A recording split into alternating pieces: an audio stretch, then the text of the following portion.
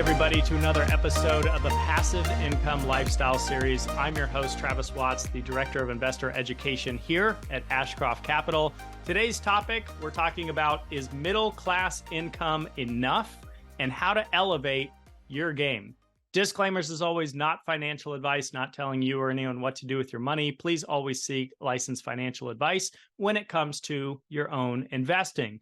With that top of mind, I want to kick the episode off with some IRS data, which shows that 87%, in fact, a little higher than 87% of Americans are filing a tax return showing that they make $100,000 or less in adjusted gross income. And I want to put a chart on the screen for you by Pew Research. And this chart is showing how the middle class population has been shrinking over the last 50 years. Americans have entered either into a lower income tier, and some have entered into the upper income tier. But in 1971, 61% of the US population was deemed middle class, and in today's world, it's roughly 50%. So what exactly is middle income and middle class? Well, there's many ways to define it, and yes, it can be subjective, but I want to show you some income brackets brought to you again by Pew Research in conjunction by the U.S. Census Bureau, and it has a lot to do with how many people are in a particular household. So if we look at a middle class income range of a single individual in the United States, that range could be between $30,000 to $90,000 per year to deem them middle class in terms of income. Two people in the household, $42,000 to $127,000. Three people in the household, $60,000 to $180,000. Four people, $67,000 to $201,000. And five people in a household, $76,000 to $210,000. So what this data suggests is that you and I have a choice to make, and that choice has a lot to do with real estate. So for a little bit of perspective, let me share with you these stats. In 1970, the median home cost $17,000. Fast forward to 2022, and that number increased to $428,000. Now, obviously, the cost of living was much lower in the 70s. Yes, homes were more affordable, so to speak, but people also made roughly 50% less in income than they make today.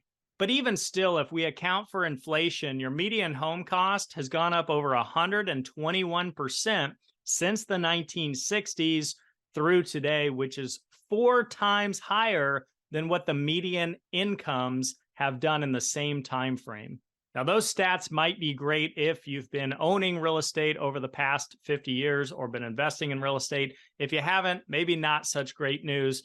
But as the Chinese proverb goes, the best time to plant a tree was 20 years ago, and the second best time is now. So let me share with you a simple way that I look at investing. You can pop up the inflation data at any given time. Here's a chart of what we're seeing in 2023. Let's just say for simple math that inflation is running at 4% annualized right now.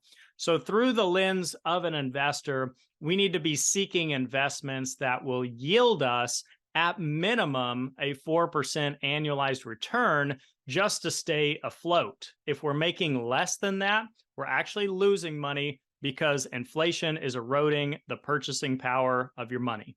And knowing that simple metric, using that simple strategy can help you make better investing decisions. So let's take a look at commercial real estate since 1978 in greater detail. So here's a quick historical snapshot of commercial real estate dating back to 1978. This is in part by the U.S. Bureau of Labor Statistics and Principal Real Estate. And what we learn here is since 1978, which was the first year that the MPI data was available, private equity real estate has offered a total return of 9.2% on an annualized basis, with 7% of that return coming from income. So if we take a look here below, these are the different sectors within the commercial real estate space, and we focus in on apartments.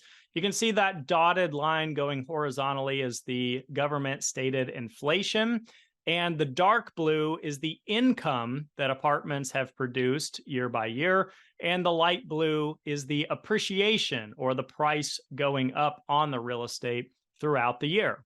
So, real estate's been a complete game changer in my life, as many of you know, and it's been a game changer for millions of investors. Now, it's not without its risks, as in any investment that we make, but we also have to take a look at its potential benefits. So, if you're like me and you've been investing in real estate private placements or what some call syndications, or you've just been doing your own investing in real estate, you're probably familiar with the potential benefits of cash flow on a monthly or quarterly basis, tax benefits, check with your CPA, and number three, potential equity upside, which means you're buying a property, maybe fixing it up and hopefully selling it for a profit at a higher price down the road. Now, all of these benefits can be a potential hedge against inflation and can help you grow your wealth over time.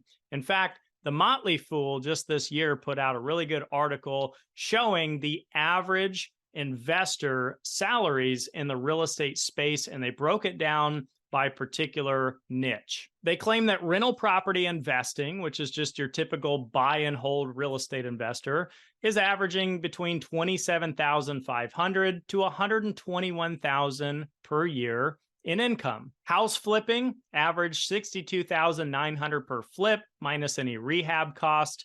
Short-term rentals between $35,000 and $61,000, and wholesaling real estate between $21,500 to $98,500.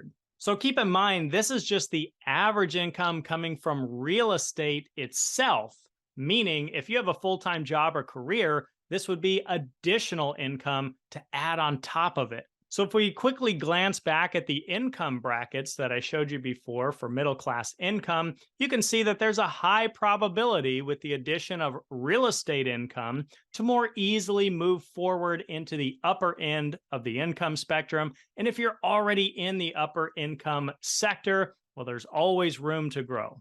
I remember as a kid, I was brought up with a saver's mentality, a very frugal mindset, and I'm thankful for that. It got me through some really tough years early on in my career. But what I learned over time is that building wealth is not about saving money. It's simply about investing. And here's a chart to help explain that. So this chart compares two individuals starting with $0, and they're each going to put $100 in per week over a 40-year time frame.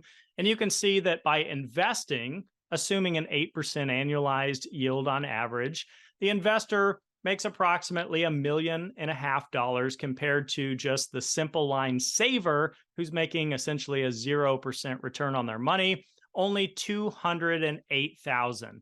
So about a $1.3 million difference over a 40-year time frame. So in my opinion, it's simply not a choice to skip or miss out on investing throughout your lifetime. So I know this episode was short, simple, right to the point, but I encourage you to keep learning and to reach out if you'd like to learn more about what we're up to here at Ashcroft Capital. You can reach me at travis@ashcroftcapital.com. To learn about current offerings and opportunities, you can visit avaf3.com. Thanks so much for tuning in to another episode of the Passive Income Lifestyle Series. I'm grateful that you're here. We'll see you on the next episode. Have a great week.